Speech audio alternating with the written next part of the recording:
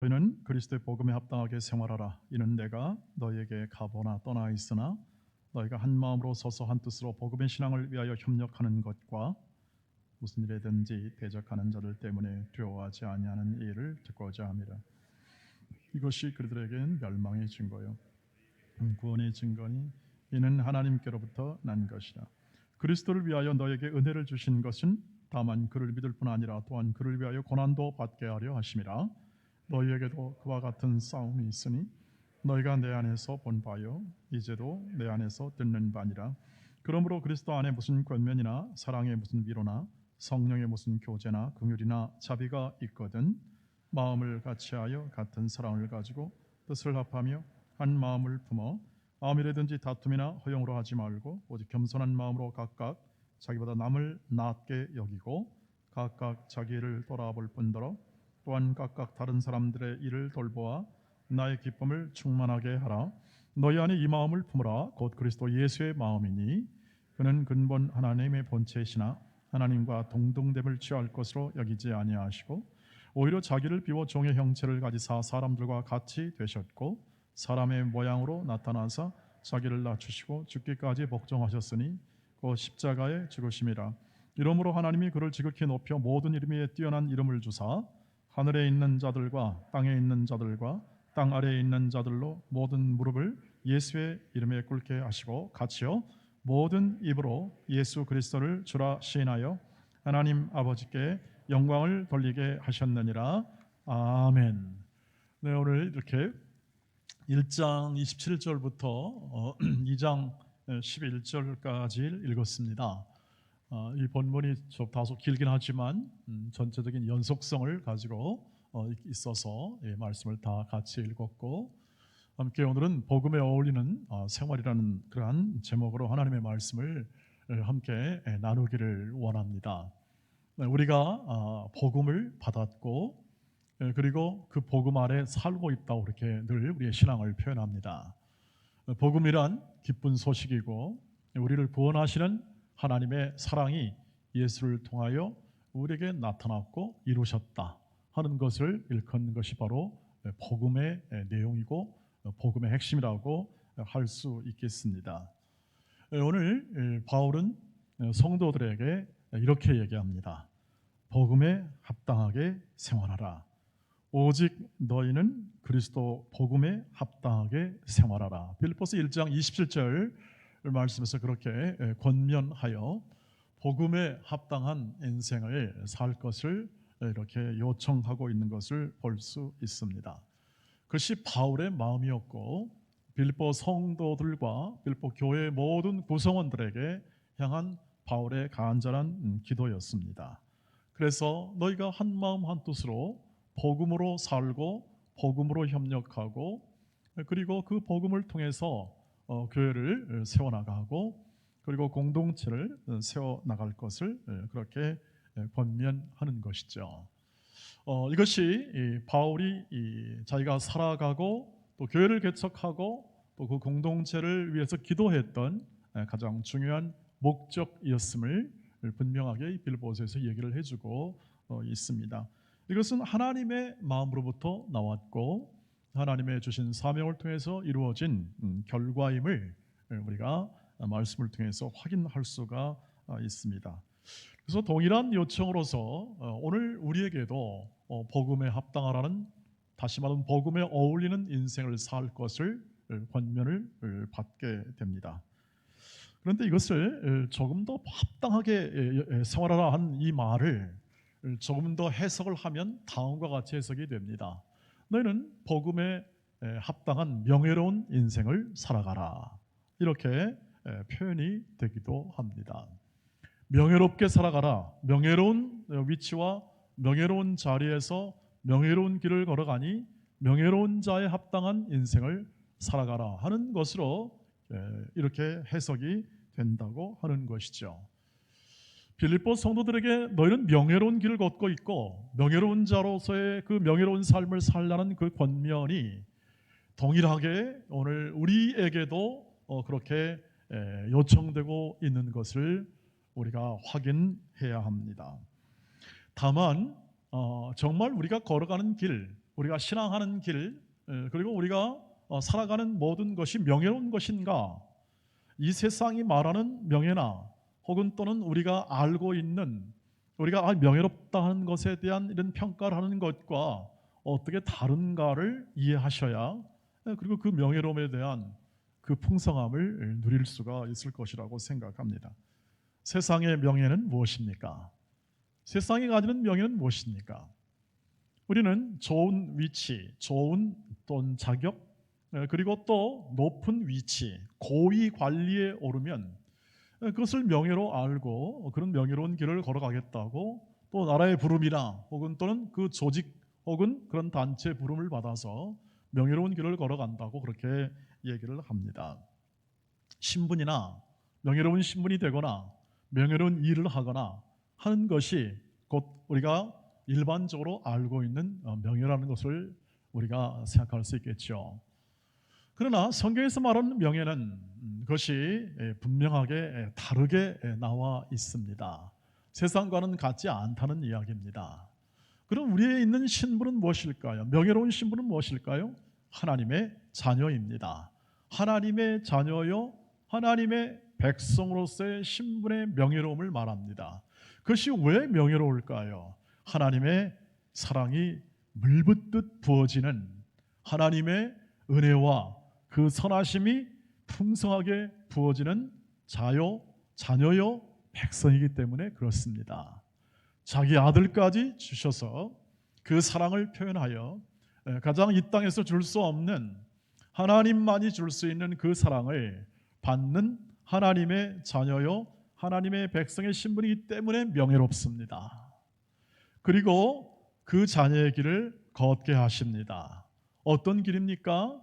이 땅에서 사람들이 가려고 하지 않는 가치 있으나 그리고 고귀하나 보배로우나 걸으려고 하지 않는 좁은 길, 십자가의 길, 그리고 예수를 화합하면 따르는 길입니다. 예수 그리스도를 따르는 길, 그 길로 가지 않으려고 하지 않습니다. 그러나 우리를 그 길로 부르셨습니다. 그 삶을 살도록 부르시고 그 삶을 통하여 확인하라 하십니다. 하나님의 자녀와 하나님의 거룩한 백성으로서의 사는 삶이 어떠하냐? 정말 만족하느냐? 보람 있느냐? 행복하느냐? 하는 것에 대한 부분을 분명하게 경험해 보라고 하십니다. 그리고 누리라고 하십니다. 그리고 그것을 나누라고 하시는 것이죠. 이것이 명예로운 길이라 이렇게 표현합니다. 이것이 보상이 주어지지 않습니다. 이 땅에서 그 명예로움이 우리가 말하는 세상의 소유와 명예와 권력의 형태로 보상으로 주어지진 않습니다. 이것이 우리의 삶에서 하나님께서 주신 모든 하나님이 주시는 것으로, 즉 하나님으로 보상으로 삼으라는 것이죠. 하나님으로 보상을 삼으라. 다시 말하면 이 땅에서는 오늘 말씀처럼 은혜를 받고 은혜와 더불어 고난이 함께 찾아오는 길이지만 그것은 하나님 자신과 동행하는 길이고 그리고 하나님의 인도와 선하심과 인자하심이 평생 끊이지 않는 그 길이기 때문에 그 길을 걷는 자마다 하나님의 평강과 은혜와 능력 아래 살게 되는 그러한 삶을 살게 되기 때문에 우리는 그 길을 명예로운 길이라 이렇게 자부할 수 있고 감사할 수 있다고 하는 거죠. 요약하면 이렇습니다. 하나님의 자녀로서, 하나님의 백성으로서 예수 그리스도를 따라 한 걸음 한 걸음 우리의 일터, 우리의 가정, 우리의 교회, 우리의 사회 속에서 그 길을 걸어가는 하나님의 놀라운 부르심을 받은 자로 하나님의 사람으로 모든 삶을 살아가는 것, 이것이 바로 가장 큰 명예요, 우리의 삶의 신앙의 가장 핵심이다 이렇게 표현할 수가 있겠습니다. 그 길을 받았으니 너희는 명예롭게 살아라, 이 말을 당부를 받습니다. 어떻게요? 어떻게 그 삶을 표현하여 삶을 살라고 합니까? 2절부터 4절까지를 보시면 이와 같이 나와 있습니다.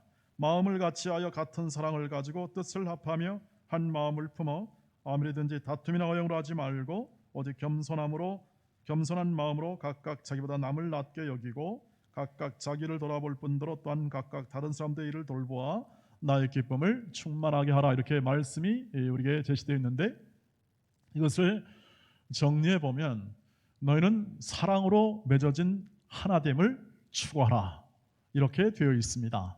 사랑으로 맺어진 하나됨을 추구하라. 이 하나됨, 일치를 추구하는 삶이 곧 명예로운 삶에, 복음에 합당한 삶에 어울리는 자들의 삶의 핵심 가치가 됨을 얘기를 해주고 있습니다. 하나됨, 이것은 하나님께서 친히 만들어 주신 것입니다.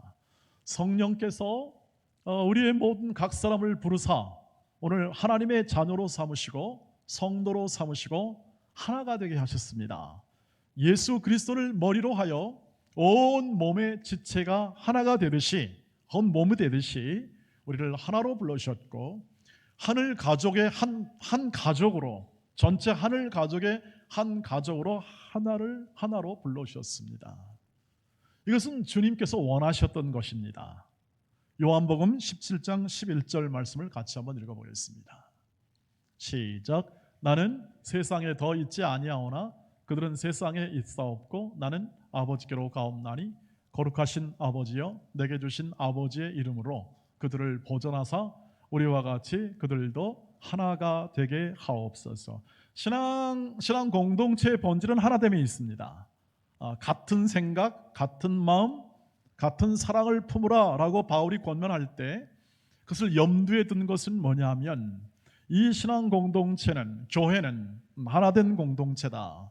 한 마음으로 한 생각으로 함께 살아야 할 공동체로 부르심을 받고 그렇게 형성되어져 가고 있고 그렇게 만들어져 가고 있는 하나된 공동체다 하는 것이죠. 그래서 일치를 추구해야 하는 것이죠.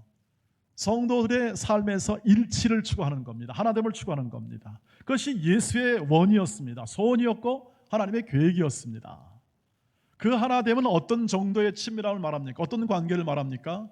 하나님과 우리와의 관계처럼, 하나된 관계처럼 마음이 맞고 생각이 맞고, 그리고 그것을 통하여 하나님의 사랑과 평강이 그 하나됨을 통하여 흘러가는 것이죠. 각 사람에게 흘러가고 각 가정에게 흘러가는 겁니다. 하나됨이 깨어지면 그것은 하나님의 평강과 은혜가 막히거나 혹은 부분적으로 누수가 되고 있다는 것을 비유적으로 우리가 이해할 수가 있습니다. 하나님과 하나 되고 하나님과 함께하면, 일치하면 그 안에서 하나님이 예비하신, 하나님이 부어주시는 그분의 인자와 선하심과 자비하심이 흘러넘치게 됩니다. 그래서 가족이 하나가 되면 바로 그 안에 평화가 있고 평강이 있기 마련입니다. 우리는 그것을 경험하죠. 그런데 이 원리가, 기본적으로 이 하나됨의 원리가 우리의 공동체뿐 아니라 여러분 제일 가정 안에서 가장 깊게 배어 있습니다. 부부를 어떻게 부르냐 하면 하나님께서 부부를 둘이 합하여 한 몸으로 부르십니다.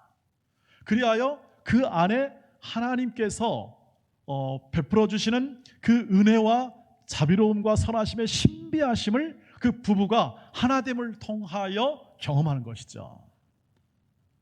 부부는 굉장히 남남이긴 합니다. 아무런 관계가 없으나 그 전혀 관계가 없는 사람이 그 세상의 어떤 관계보다 친밀하고 가깝고 신비로운 풍성한 하나님의 은혜를 두 사람이 누리게 되는 거죠. 그 안에 생명이 탄생하고 그 안에 평강 속에 사람이, 자녀들의 양육이 되고, 그리고 그 두 부부를 통하여 다른 사람들이 하나님의 사랑과 평화 안에 거할 수 있는 공간이 생기게 되게 됩니다. 그것이 하나됨의 원리 가운데 나타나는 부요함이죠. 그런데 이것이 교회로 올라오면 예수 그리스도가 신랑이 되고 우리는 신부가 되어 그 하나됨의 신비 안에 거하게 되는 겁니다. 그것을 못 보면, 그것을 이해하지 못하면 그냥 교회는 왔다 갔다 하는 것이죠. 교회는 그런 것이구나 하는데, 우리가 알듯이 이 교회란 이 하나님의 몸된 신비, 하나됨, 신랑과 신부가 하나 되듯이 예수 그리스도와 우리가 하나됨, 이 요한복음 17장에서 예수께서 기도했던 마지막 대제사장의 기도요, 그리고 간절히 또 십자가에 돌아가시기 전에 기도했던 이 기도의 가장 핵심인 하나가 되게 해달라는 그런 그 친밀하고 그 풍요한 관계를 누리게 해달라는 간절한 그 기도가 바로 예수와 교회 안에서 이루어지고 있다고 하는 것을 성경이 얘기를 해주고 있습니다. 그러니까 눈에 보이는 교회가 늘 이렇게 불안하죠.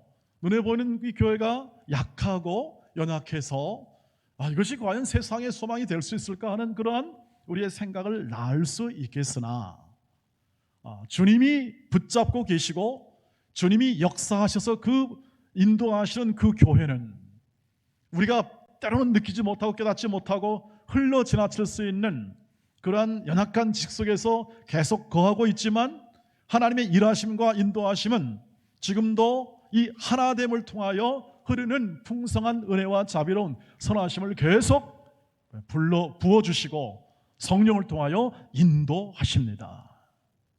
그 증거는 뭔가? 말씀이 증거되고 있고 하나님의 뜻이 증거되어 그것을 성도들이 듣게 하고 그것을 보게 하려고 하시는 하나님의 은혜이지요. 그래서 일치를 위하여 겸손한 마음과 태도를 견지하시기를 주의 이름으로 축복합니다. 뒤에 나오는 것이 그거 아니겠습니까? 겸손한 마음으로 각각 자기보다 남을 낮게 여기고 또 자신의 일을 잘 돌아볼 뿐 아니라 다른 사람의 일을 돌아보아 나의 기쁨을 충만하게 하라. 겸손함이 없다면 그것은 결국 일치가 되지 않습니다.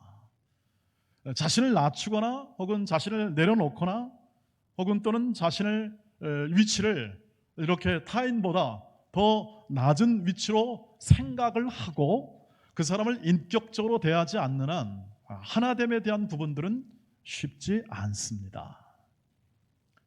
그래서 친히 이것을 위해서 예수께서 보여주십니다.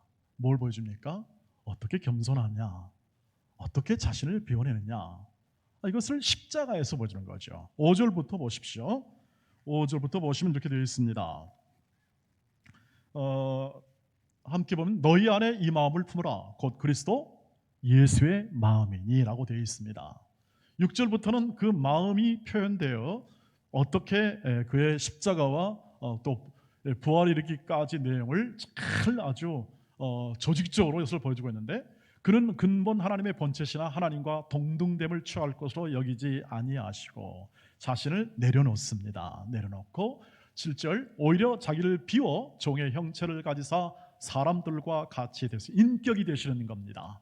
8절 사람의 모양으로 나타나서 자기를 낮추시고 죽기까지 복종하십니다. 복종, 순종하시죠. 하나님의 뜻에 순종합니다. 그 십자가에 죽으심이라. 9절 이러므로 하나님이 어떻게 하십니까? 하나님이 그를 지극히 높여 모든 이름 위에 뛰어난 이름을 주사 하늘에 있는 자들과 땅에 있는 자들과 땅 아래에 있는 자들과 모든 무릎을 예수의 이름에 꿇게 하시고 11절 모든 입으로 예수 그리스도를 주라 시인하여 하나님 아버지께 영광을 돌리게 하셨느니라. 만물의 주권자로 하나님이 삼아주셔 높이 세우십니다.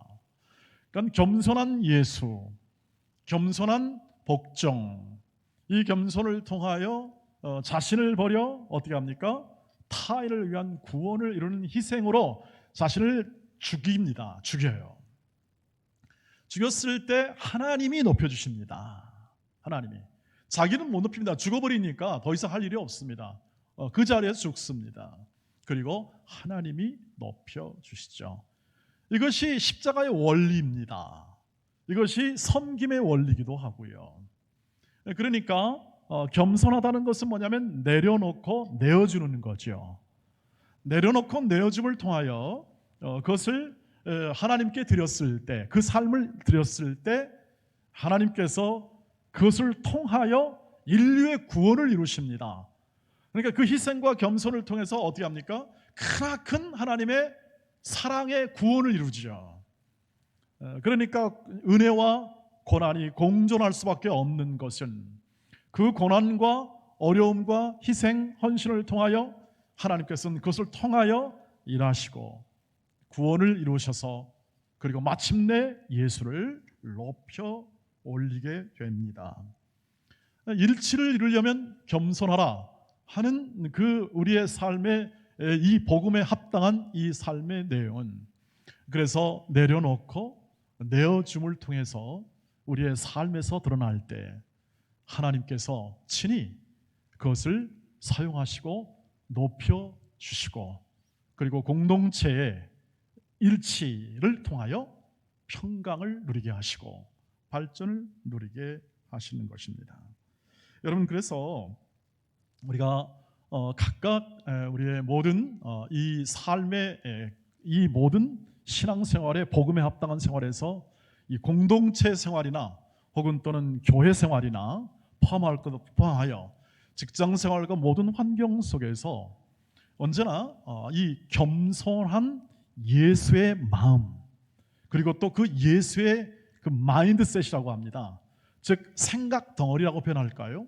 아니면 사고 방식이라고 표현하는 게 좋겠습니다. 각각 이것을 표현할 때 원 의미와 그리고 우리에게 적용되는 그 의미 속에서 다르게 표현될 수 있습니다. 사전적 의미로는 사고 방식, 마인드셋이라고 되어 있는데 그러나 이것을 조금 더 표현하면 우리의 생각의 가치, 핵심 이렇게 표현할 수가 있겠습니다. 그것은 뭐냐 하면 언제나 예수의 마음, 예수의 마인드, 예수의 가치, 예수의 생각을 따라 겸손하게 모든 사람에 대하여 인격적으로 대하시길 바랍니다. 이것이 일치를 이루고 그리고 이 삶에서 예수처럼 닮아가고 인격을 우리에게 세우는 하나님의 방법임을 오늘 성경에서 얘기를 해주기 때문에 그렇습니다. 인격적으로 대하라. 예수가 인격적으로 우리를 대하듯이 사람과 모든 공동체에 대하여 혹은 직장의 동료나 모든 사람에 대해 인격적으로 대하라 하는 것이 핵심이 되겠습니다. 이것을 근거로 삼는 이유는 뭐냐면 예수께서 우리를 인격적으로 대하셨기 때문이라는 것을 말씀을 드렸습니다. 예수님이 그냥 하나님의 본체시나 저 하늘에서 그냥 멀리 계시다가 야 이경 목사야 너는 좀 겸손해라 이렇게 말씀하지 않고 친히 오셨습니다. 인격으로 왔다고 말씀드렸습니다. 사람의 몸을 입었다는 것은 인격을 입었다는 것을 말합니다. 그래서 그 인격을 통하여 가르치시고 그리고 또 고치시고 그리고 긍휼히 여기심을 보여줍니다. 하나님을 보여주는 겁니다.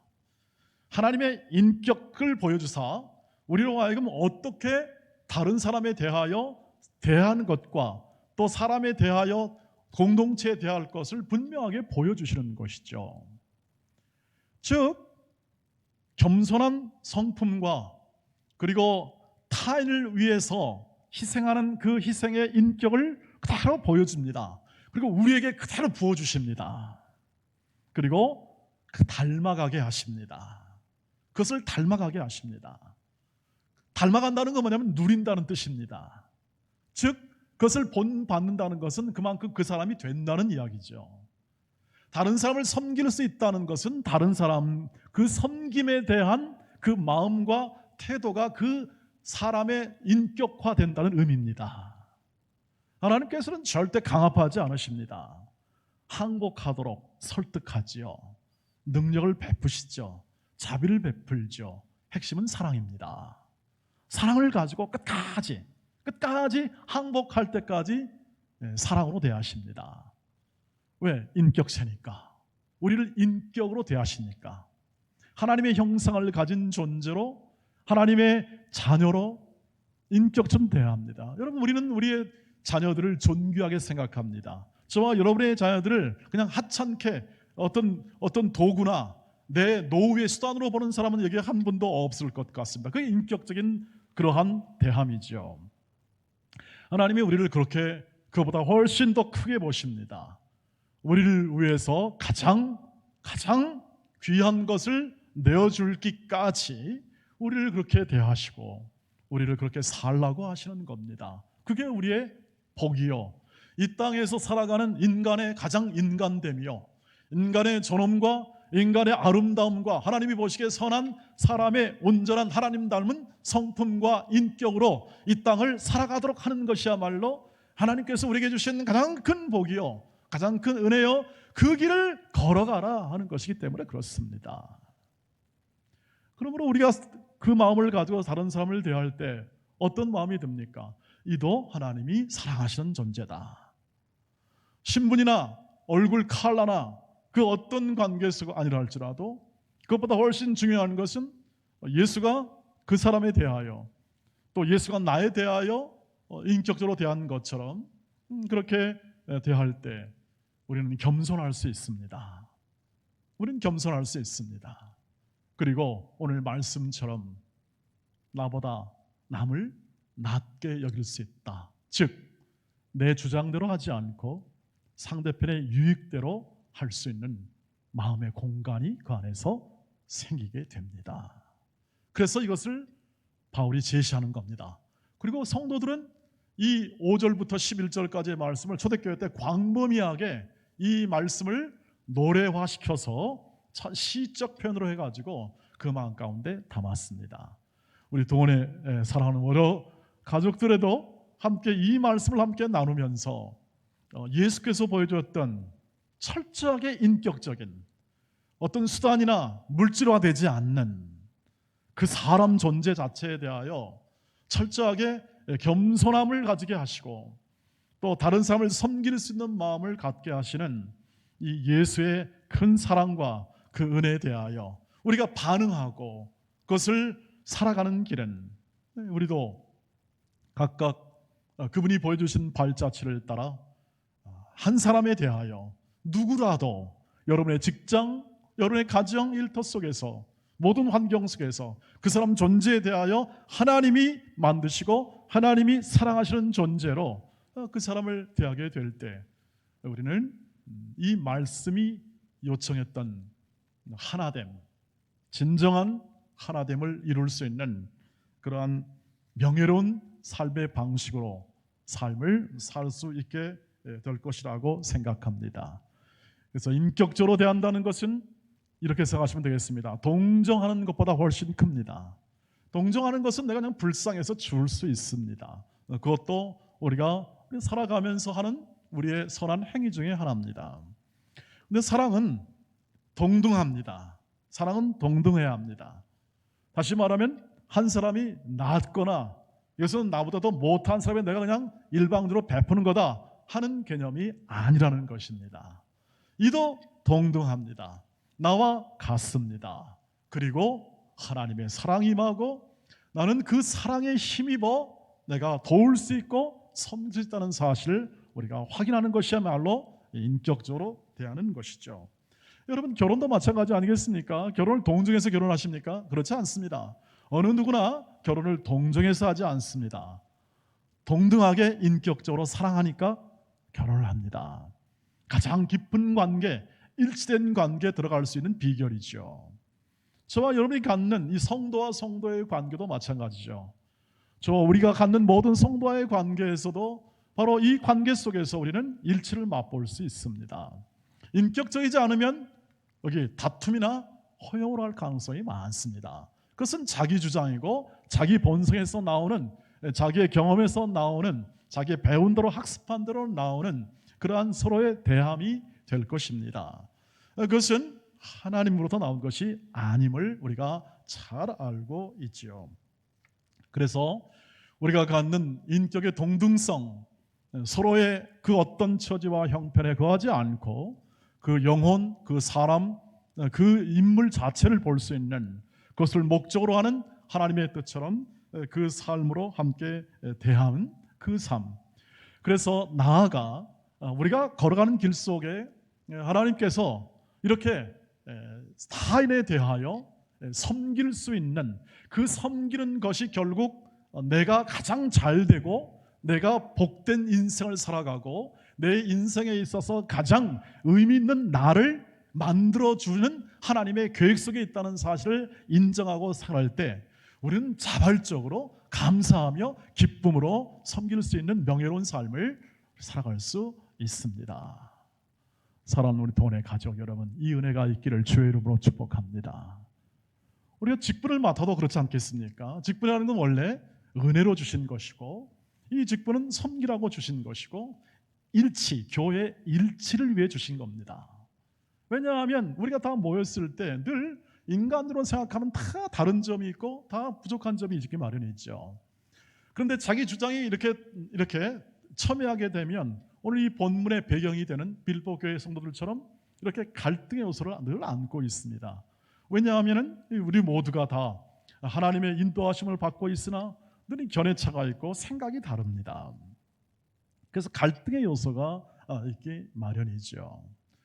그러나 하나님께서 그런 그 환경 속에서 믿음을 가지고 섬김의 내용을 가지고 살아가는 사람들을 통해서, 그 직분의 명확한 의미를 가지고 사람들을 통해서 그런 갈등의 요소를 어떻게 합니까? 일치 만들어줍니다. 예컨대 예루살렘 교회에서 이렇게 가난한 과부를 돕는 일, 좋은 일이 있습니다. 그런데 헬라파 과부하고 유대파 이 과부 사이에 이 명부 차이가 있어가지고 이름이 헷갈리니까 자꾸 헬라파가 누락이 되니까 그때 누굴 세웁니까? 그때 안수 집사를 세워서 그 갈등을 줄이고 부조와 일치를 이렇게 모든 것을 확보해서 다시 그 공동체가 하나된 공동체로 더 풍성하게 누리도록 하는 것이 바로 직분의 중요한 근거였습니다. 그러니까 그것은 섬기는 일이면서 동시에 교회의 모든 불안과 갈등의 요소를 어떻게 합니까? 메워주고 일치를 추구하죠. 그런 관점에서 보면 모든 우리의 직분은 다 은혜로 주신 것이며 모든 교회의 일치를 위하여 하나님께서 주신 은사입니다. 은사. 그래서 섬기는 거죠. 섬기는 것이죠. 교회를 섬기십시오. 교회를 잘 섬기십시오. 그것이 저와 여러분이 직분자로서 받은 그러한 은혜의 내용이죠. 그 은혜는 결국 누구에게 복이 되냐? 다 각자 직분 받은 자에게 복이 되는 것이죠. 아까 말씀드렸다시피 하나님 자체가 보상입니다. 보상은 하나님이십니다. 이거만큼 큰 게 없기 때문에 우리는 이 하나님의 보상으로 충분합니다. 나아가 우리가 가지는 삶에서 그 섬김을 통하여 나오는 결실이 보상입니다. 섬김을 통하여 나오는 결실이 있습니다. 그것이 우리의 보상입니다. 우리 아들과 자녀들을 키워내어 헌신과 사랑의 수고를 통해서 아들 자녀들을 키워내어 아들이 컸습니다. 자녀들이 컸습니다. 자녀들이 커납니다. 이게 보상입니다. 가장 큰 보상이죠. 열매죠. 그 안에는 눈물과 땀, 헌신이 있습니다. 자녀들은 잘 모르나 그러나 부모는 알죠. 부모의 것을 겪어보는 사람들로 알고, 그것이 우리의 보상입니다. 명예나 소유나 권력은 우리의 삶을 수행하는 과정 속에서 하나님이 허락하신 우리의 삶의 내용일 뿐입니다. 그것을 통하여 우리됨, 인격적인 존재, 예수 닮은 성품을 닮은 존재, 온유한 사람, 겸손한 사람, 사람이 되는 것입니다. 하나님의 관심과 목적은 우리로 하여금 영광의 자녀, 예수 닮은 자녀, 이 땅에서 줄 수 없는, 이 세상에서 결실할 수 없는 것들로 우리 인생을 만족하게 하시고 우리 인생을 살게 하시는 것이 하나님의 은혜입니다. 이것을 이야기될 때 우리는 다음과 같은 확신에 거할 수 있습니다. 베드로전서 5장 6절 7절입니다. 같이 읽겠습니다. 시작. 그러므로 하나님의 능하신 손 아래에서 겸손하라. 때가 되면 너희를 높이시리라. 너희 염려를 다 주께 맡기라. 이는 그가 너희를 돌보심이라. 아멘. 교회가 이렇게 든든히 서나가고 건강하게 서나가는 것은 일치를 이룰 때 된다는 것을 이미 우리는 알고 있고 또 말씀드려서 말씀을 드렸습니다.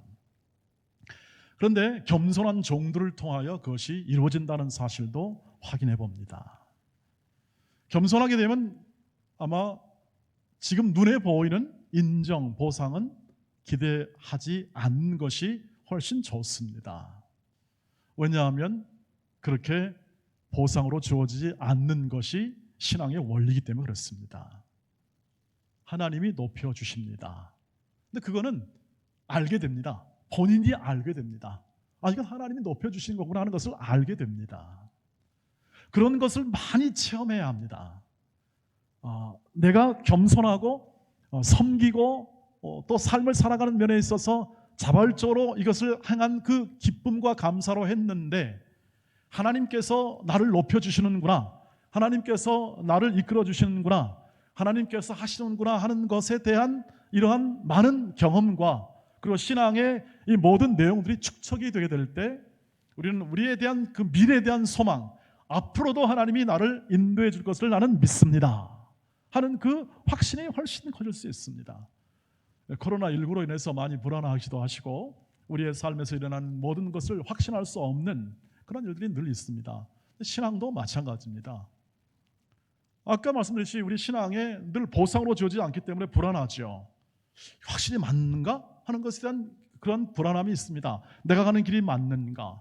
제 입장에서는 내가 이 목회자로서 이 교회를 인도할 때 이 길이 맞는 건가는 늘 이렇게 질문 속에서 저도 가고 있습니다.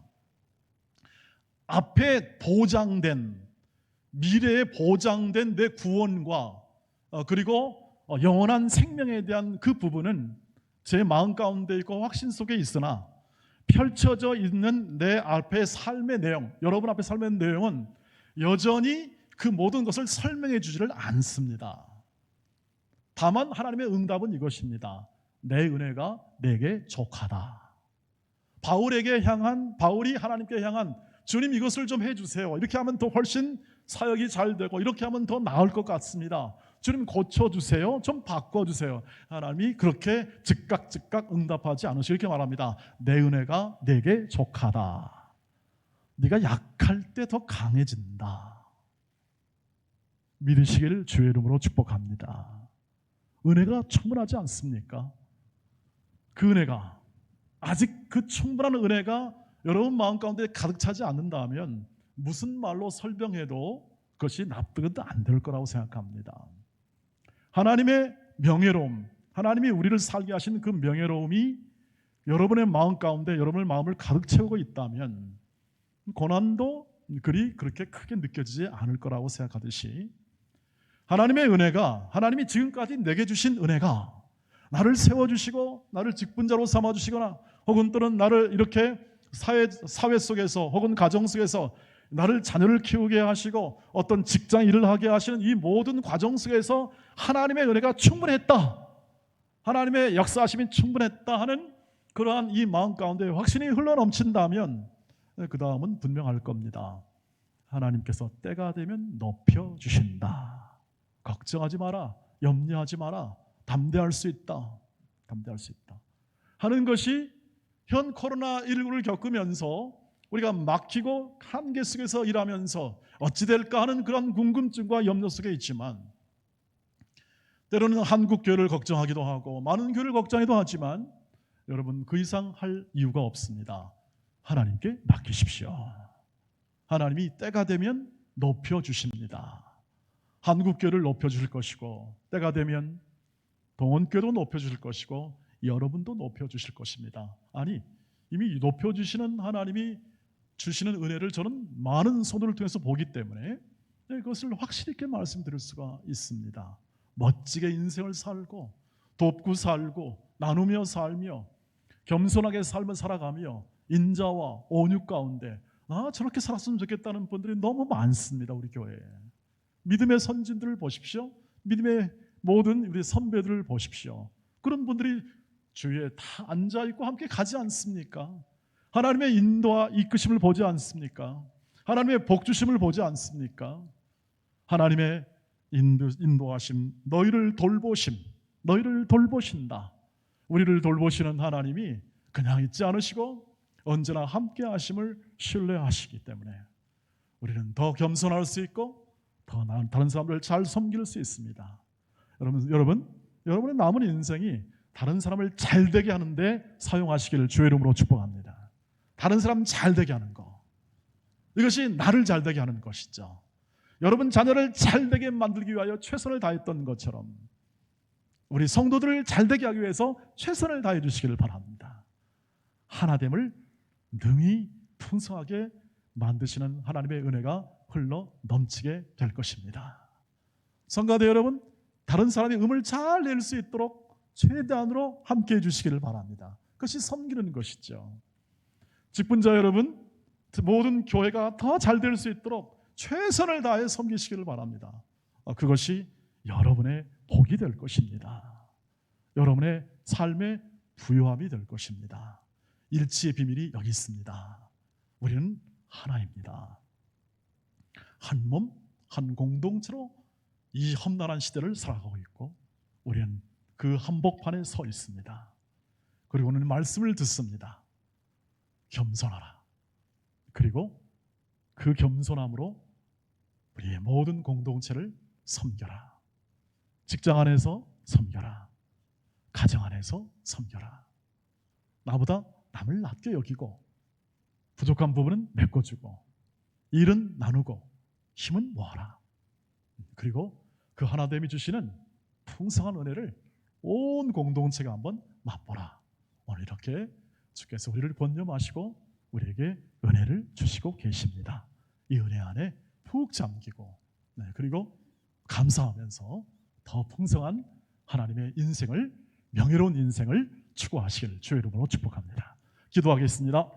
거룩하신 아버지 하나님, 오늘도 하나님의 은혜 속에 우리의 모든 삶의 영역에서 하나됨을 지켜내고 그리고 겸손과 순종과 헌신으로 섬기는 인생을 잘 살아가게 하옵소서. 예수님의 이름으로 기도하옵나이다. 아멘.